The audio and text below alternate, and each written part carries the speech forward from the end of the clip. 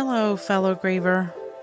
This is the Leftover Pieces Suicide Loss Conversations podcast, and I am Melissa, your host.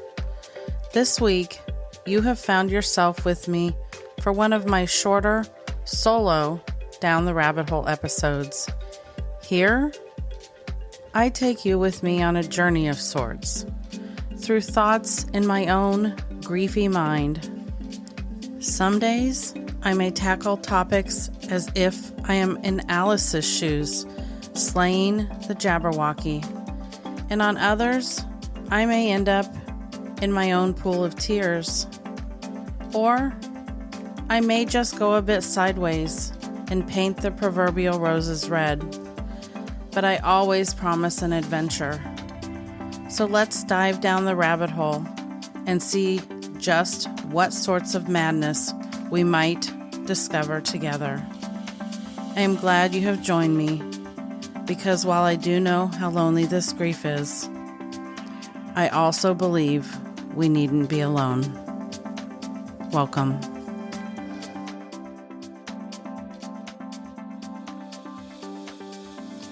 Hello, fellow griever. Today, you have reached Season 4, Episode 28, and today we're going to go down the rabbit hole to discuss something that I have talked about in more than one season. Actually, Season 1 and 2. For some reason in Season 3, I didn't have an episode about this. Instead, I had one at the very beginning of this season, Season 4. So back in September, early September of 2022.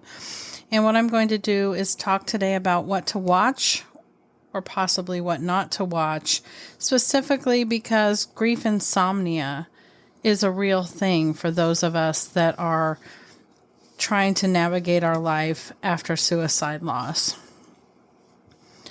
And as I've gone along in my journey after losing my son to suicide in 2016, I have discovered that my insomnia varies now. It's not quite as ever prevalent as it once was, but at different times of the year, it definitely rears its ugly head, and I find myself having trouble sleeping again.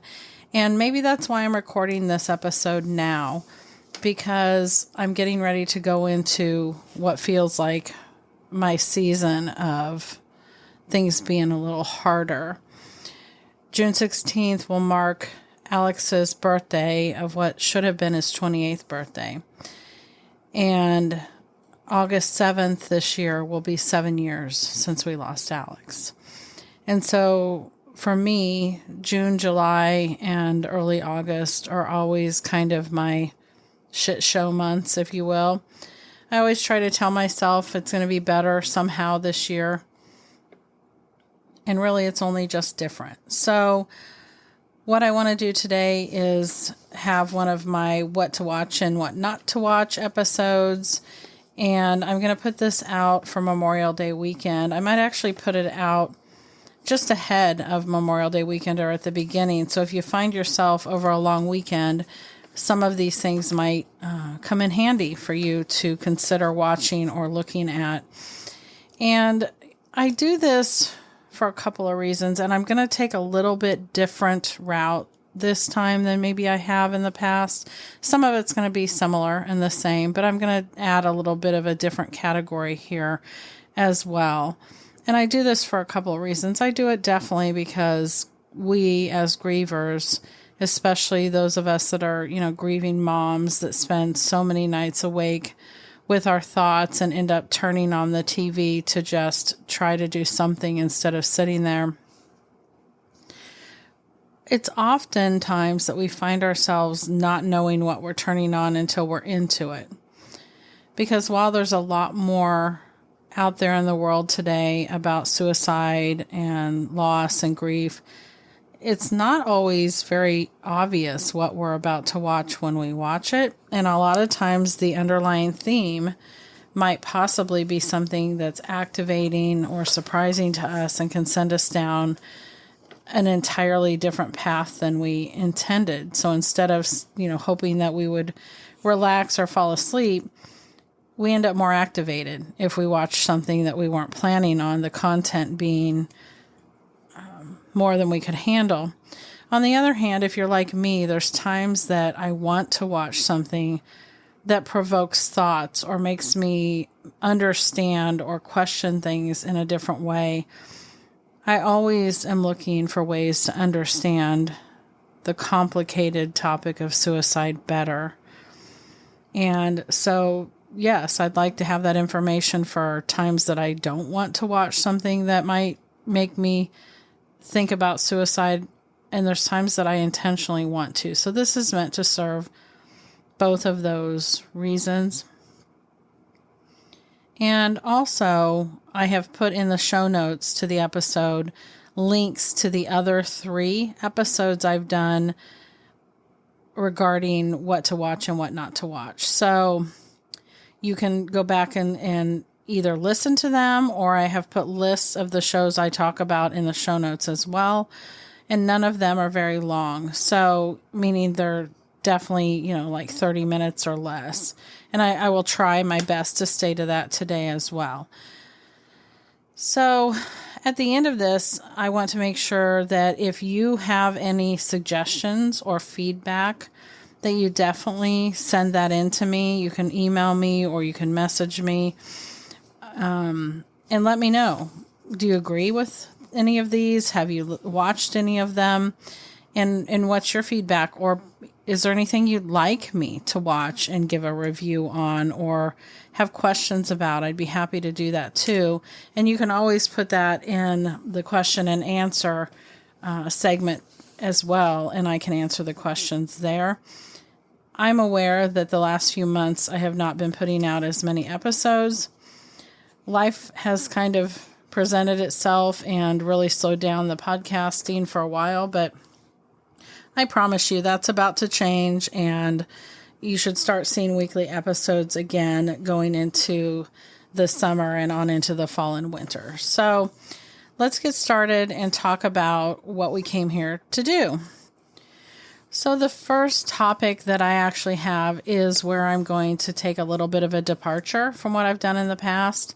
And this topic is my yes category, but it has a caveat. It's meant to be a distraction category for entertainment purposes only, and none of these shows or TV series or movies that I'm going to talk about are particularly grief related. I am putting this category in there because I have found that I often need to just watch something to distract myself, something that doesn't have anything to do with grief or loss. And I want to be sure that that's all it is. And so I'm going to start with the category, and you're going to notice a theme. And I'm not even going to apologize because it just is what it is. As a former executive chef, I do tend to like a lot of food shows. And so there are a few of those here. And then one of them I'm going to start with is a show called The Lost Kitchen. And this definitely fits in this category. It's a series. It's about a chef named Erin French who lives in Freedom, Maine. She has a couple of cookbooks out. I own the cookbooks. They're amazing. I could go on and on about this show, how it just makes you think of this idyllic life in Maine, but she has such an amazing backstory that it just makes it that much more powerful. She's a woman who has this restaurant that is you can only go to it by reservation. They do the reservations by postcard. They announce the postcard time every year via an email list, and it's only open 6 months out of the year. And people fly from all over to have a seating at the Lost Kitchen. And some of the series takes place during the pandemic when they really had to shift and look at doing things differently. And she is surrounded by women in her community. She gets all of the ingredients from local farmers and fishermen. And it's just an amazingly entertaining show that's easy to get lost in. And you could, at least myself, I could find myself in another life doing what she's doing. The next one is definitely an entertaining show. And it, for me, made me think about travel and adventure and gave me the spark of all the things in life that there's left to do. And I just think that's a good thing for all of us as grievers. It's called Somebody Feed Phil. And my husband found it. I had seen it and had come across my feed a couple of times, and I just discounted it because I didn't have any idea who Phil was. And apparently he had done something before that as far as a documentary on a different channel. But Phil Rosenthal is the creator and producer of the award-winning show Somebody, not Somebody Feed Phil. I was going to say that again. Everybody Loves Raymond. He's a comedian in his own right. He is a prominent producer and actor. But Phil Rosenthal does this show, Somebody Feed Phil, and he travels the world. And it's not an Anthony Bourdain knockoff. He's not trying to be somebody like that. He truly is his own person. He's entertaining. He's loving. He's genuine. He's funny. And my husband watched like half of an episode accidentally one night and stopped it and then came to me and said, "You want to watch this series? It's amazing, Melissa." And then we watched all of it together. There's 7 seasons and it's been renewed for an 8th season. And I can't recommend it enough for anybody that just wants to watch something enjoyable. And if you like to eat and travel, or you wish you would like to travel or any of that, it's just plain entertaining and fun. Then I promise you, you will start to have the series song in your head, whether you want to or not. The next one in this category that I would recommend is called Beach Cottage Chronicles. It was kind of hard to get that out. Beach Cottage Chronicles. And it's short little, it's a small series. It's a short little, they're like short episodes. I want to say they're like 15 minutes. But there's a dozen or so in the series. And it's just enamoring because I'm enamored with the beach. We live in Florida and our goal is to have a house on the coast near the beach or on the beach in the next few years.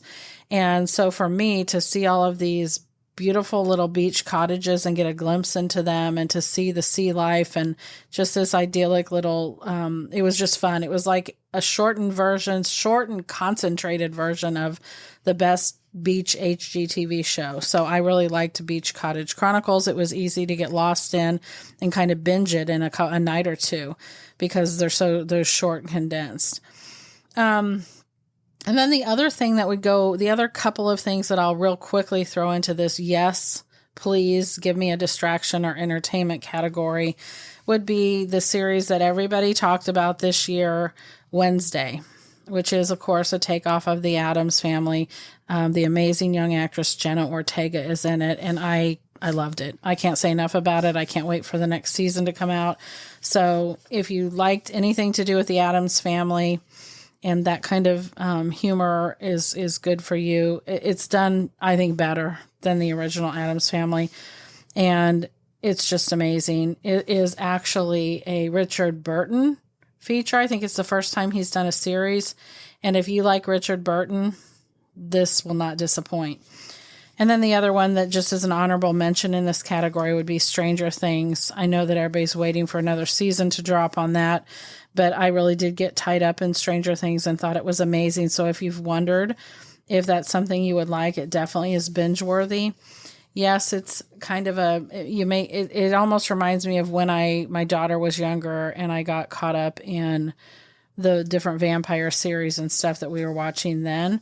But it is entertaining. It doesn't take, a lot of thought. It just entertains you. And I really liked that series too. So the next thing I'm going to talk about is kind of a bridge. It kind of has one foot in the yes for distraction and another foot in the yes on the subject of grief and suicide category, which is the next category. It's a documentary or biographical series. Documentary / biography film about called Roadrunner.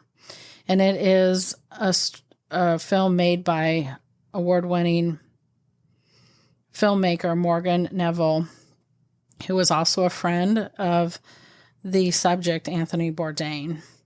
And I have a soft spot in my heart for Anthony Bourdain for many, many reasons. Always have loved him, have owned all of his books, watched all of his series, and then we lost him to suicide. So There's a lot in this, so it does definitely straddle both. It's entertaining if you are a fan of Chef Anthony Bourdain, but it also, because of how we lost him, I feel straddles both categories. The next one I mentioned in the last episode I did, but at that time I hadn't watched it. I just recommended it and said that I would speak more on it, and it's called Mayor of Easttown. It's a 1-season series that was put out, and the star is Kate Winslet. At the time that I watched it, it was on HBO Max. I think that channel is now just called Max. And I don't tell you guys what channels I find these on, because that stuff switches all the time. So just searching them by name will be your best way to find out where it's currently streaming. But Mayor of Easttown did not disappoint. Kate Winslet was amazing. The storyline was amazing. She's a mother who plays a cop, a detective in her town, small town in the Northeast somewhere, and she lost her son to suicide. The theme is not overarching. It's not even obvious in the beginning, but that is the underlying theme of everything that's going on with the character whose name is Mayor. And it's amazing. I absolutely do recommend it. But know that she is a mother who lost a child to suicide. So I like to disclaim these things so you know what you're getting into. Then there's two shows that I just watched recently that are in the yes category, and they are on grief, not on suicide. One is called Unstable, and it has Rob Lowe and John Owen Lowe, who is actually Rob Lowe's son. And it is witty and well cast and well acted, and I really liked it. Rob Lowe plays a man who lost his wife in some accident. They haven't really, and it has been re-upped for a second season, but right now there's just one season out. And I just thought it was amazing. I didn't know what to expect, and I really liked it. It was done well and just deep enough, but extremely witty and extremely well written, I thought. And then I just finished watching one called Shrinking. And Shrinking stars Jason Segel and Harrison Ford. And it's a movie about a psychiatrist, not just one psychiatrist. Both Harrison Ford and Jason Segel play psychiatrists. Therefore, the name Shrinking. But the main character, played by Jason Segel, lost his wife. Again, not to suicide. But he is now a single dad of a teenage daughter and is a psychiatrist and facing extreme grief. And so it does tackle the topic of grief in a very good way. I hear it's been picked up for another season as well, and I'm looking forward to that.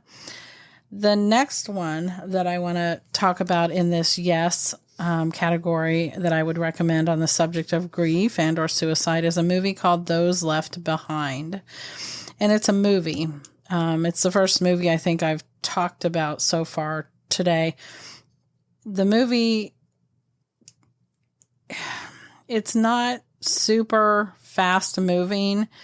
It needs to be on a night that you want to sit for an hour and a half, and it's not a very long movie, but an hour and a half, and watch something that just is thought-provoking and does not move at a rapid clip, but it's worth recommending. It takes place 25 years after the family's loss of their son and brother to suicide. And it really explores the relationship between the daughter and the father, and especially the daughter dealing with the loss of her brother 25 years ago. So for that reason, it's very thought-provocative and worth watching. It was released in 2016 or 17 and starred Daphne Zuniga and actually has Michael Hogan in it. So just to make sure, I know if you search it, there's more than one film titled this or similar to this, but it's that one, the one that was filmed in I think it was released in 2016 or 17. Also had Deborah Mooney in it, who I believe has passed since, but she had a part in it. It was amazing. And then there's another one in this category, and then we'll move to the next category. And this one's called After Sun, and meaning after the sun, S-U-N, After Sun. And it's a movie about a young girl and her dad.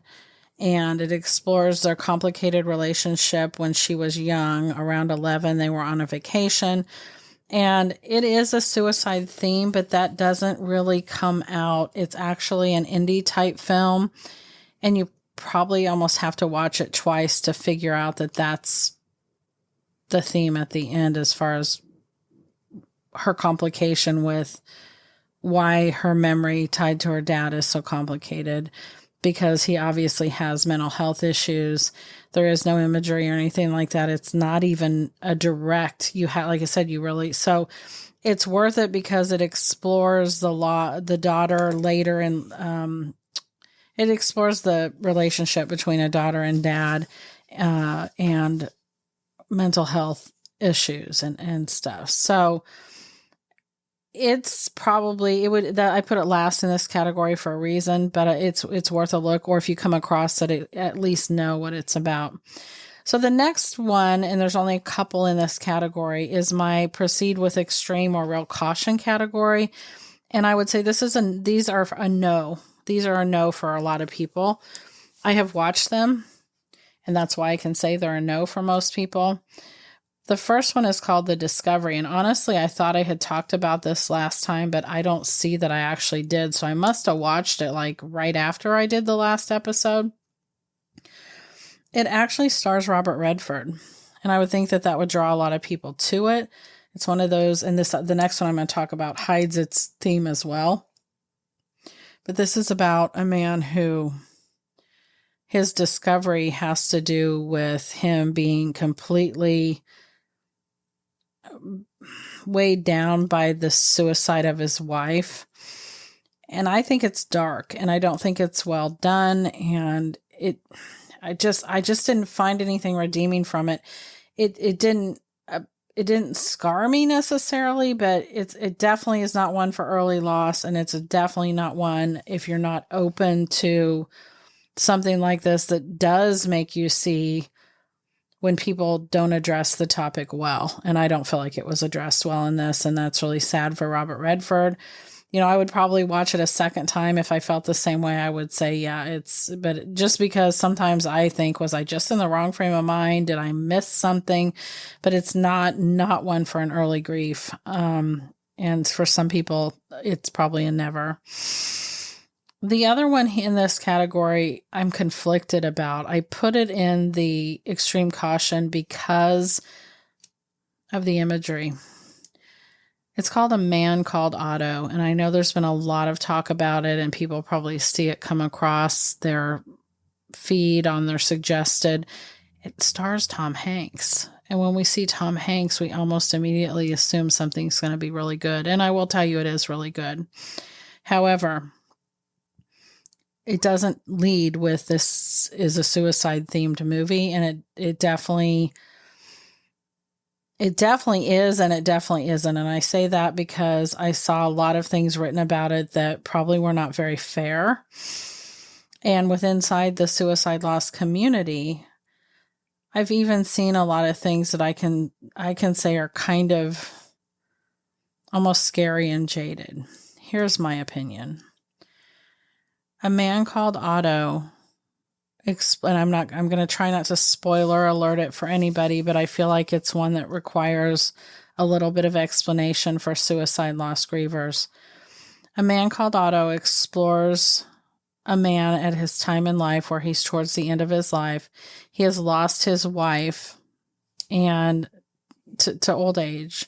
His wife has died, and he is not coping with it well and just doesn't want to be here without her. So it's not where many of us have found ourselves, which is at a place of losing our child or a younger person to suicide. This is a man who just doesn't want to live anymore without his wife because he knows his life is near the end as well. And it's kind of the movie that Clint Eastwood was in called Gran Torino, where he kind of plays that grumpy older man in a neighborhood. It reminds me a lot of that as far as the relationship to the neighborhood and the people in the neighborhood. There's a young actress in there that plays a neighbor that moves in, and she's amazing. She's the second, the supporting actress in the movie. it was really well done from a humanity standpoint. It takes a look at what could be a real situation anywhere in America and really looks at the condition of humanity and loss and grief and love and life. However, Otto does not want to live in the beginning through a good portion of the movie until he has, an epiphany. And there are 4 really difficult scenes, and there is imagery. It's not graphic. Tom Hanks, is involved in this movie, so it was done well from that standpoint. However, as a suicide loss survivor, the 4 scenes are enough that if the imagery or even the suggestion of that is too much for that reason, it's not something you want to watch. You have to be willing to know that that's in there. And I wish there was some disclaimer, because you guys, at the end of this movie, we watched the credits for several reasons, because I thought I recognized Tom Hanks' wife as singing one of the songs, and I was right. So I was watching the credits for Rita Wilson. And anyway, so I also wanted to see what the ratings were. And this movie gave a rating for smoking, violence, sexual content. My husband and I both can't, in our minds, come up with what would be considered sexual content. We just can't. Like, we were really stretching when we were trying to decide how that disclaimer got on there. We're not sure what violence there really was, other than possibly the suggestion of violence in the suicide scenes, the attempted suicide scenes.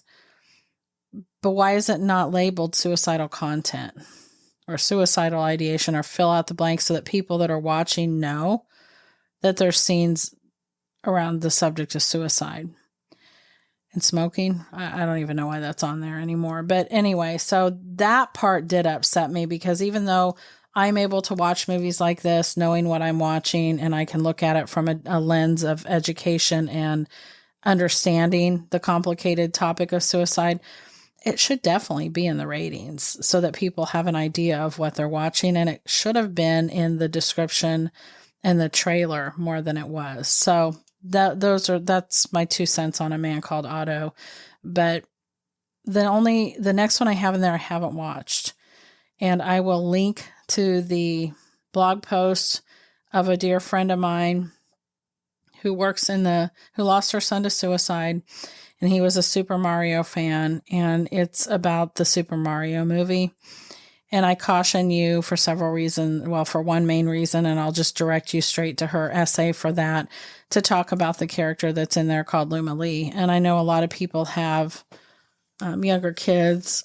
It made me question a lot of things when I read her thing about the Super Mario world in general and video games, but that's a whole rabbit hole, you guys. So I'm not going to do that.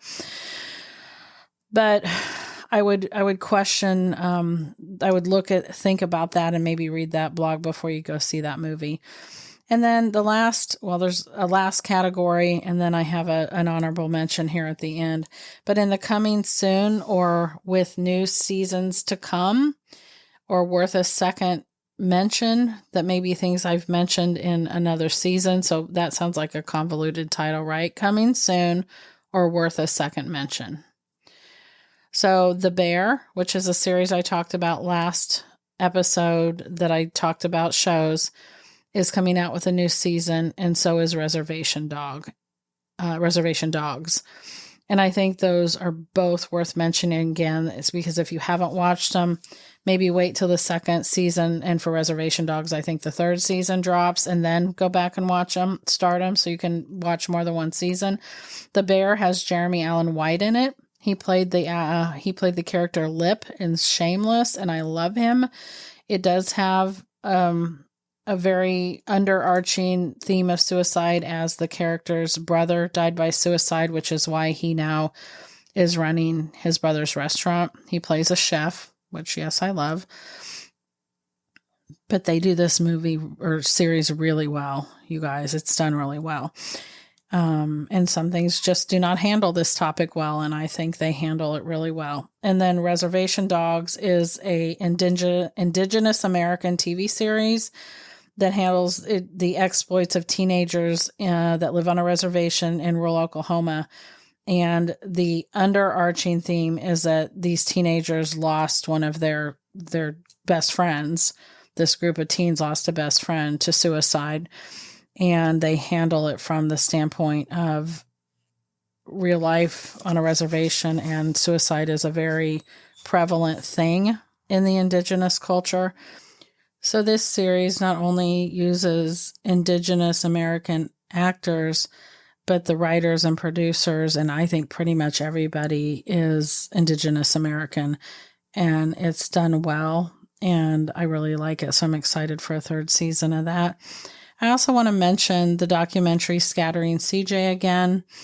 I think if you haven't watched that, this is my reminder to go watch it. It's amazing. It's available on PBS. You can also find it through the website Scattering CJ, and it's linked in. I did a podcast episode with CJ's mom, Hallie Toomey, and it's an amazing documentary that if you haven't watched, you should. And another honorable mention is going back a bit, but to the Surviving Death 6-part series. It used to be on Netflix. I don't know if it still is, but it's called Surviving Death, and it explores 6 different topics. And I talk about that in another episode of what to watch. And I think that it's worth mentioning again. And then I just want to finish up here and actually address, what are you watching now, Melissa? Like the whole, what am I watching now? Just for fun.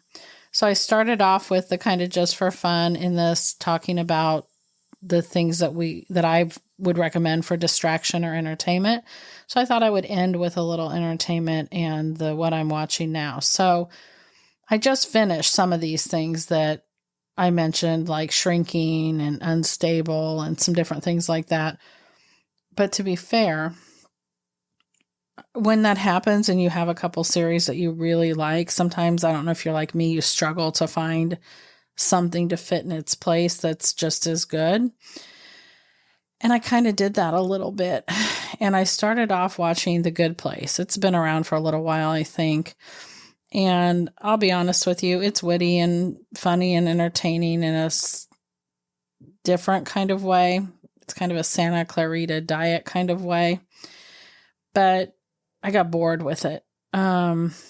It was too quippy, too funny, and I feel like they draw it out forever. It has Ted Danson in it.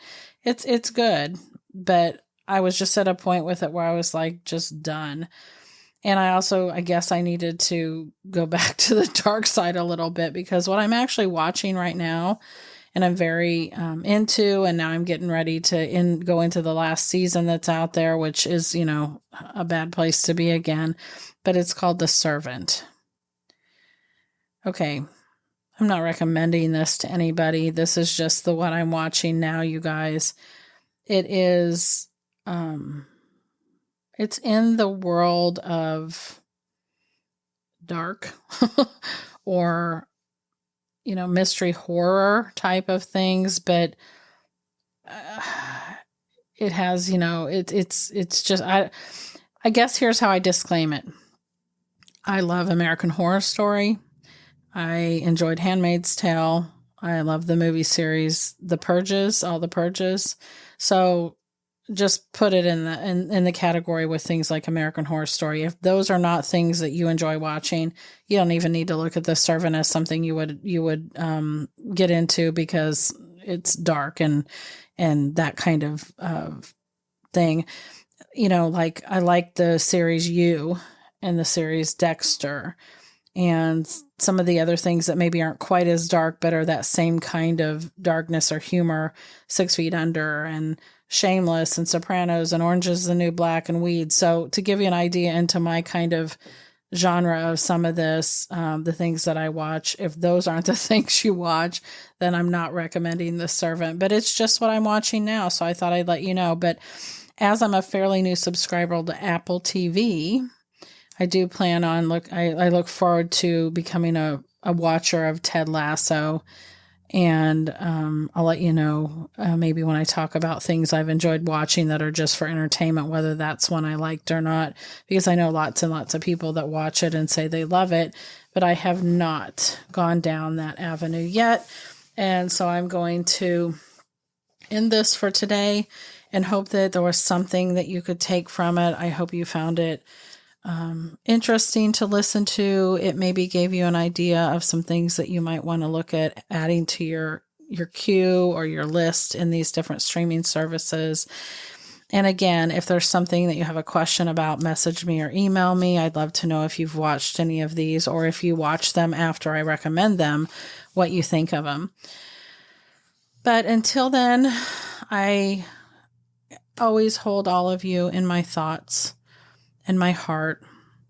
And there's many more rabbit hole episodes to come out in the very near future. I kind of have a topic list that's very long. And there's some really good roundtables going to come out in the very near future as well. And if you haven't listened to those that are out, I suggest that you do. There's some really good ones. There's a dad's roundtable coming out right before Father's Day that will be followed by a stepdad's roundtable, and then a friends roundtable to hear friends of suicide loss talk about their loss and how their life has been affected. So some heavier stuff coming up, and then some rabbit hole stuff that's a little heavy, and this was a little more lighthearted. So I'm trying to sprinkle those in, and I will probably do another question and answer episode fairly soon. I may not do those every month as I intended. One, I know I took a little bit of a break, but unless I get a more rapid amount of questions coming in, I may do those about once every other month and just do a question and answer episode. So if you're interested in submitting a question, go to my website and you can click on the link to submit a question to ask me in the question and answer episode. And it can be about anything. And I will answer the question anonymously on one of my question and answer episodes. So until next time, grievers, we'll talk soon. So we'll conclude here for today, but I just wanted to say a few things before you go.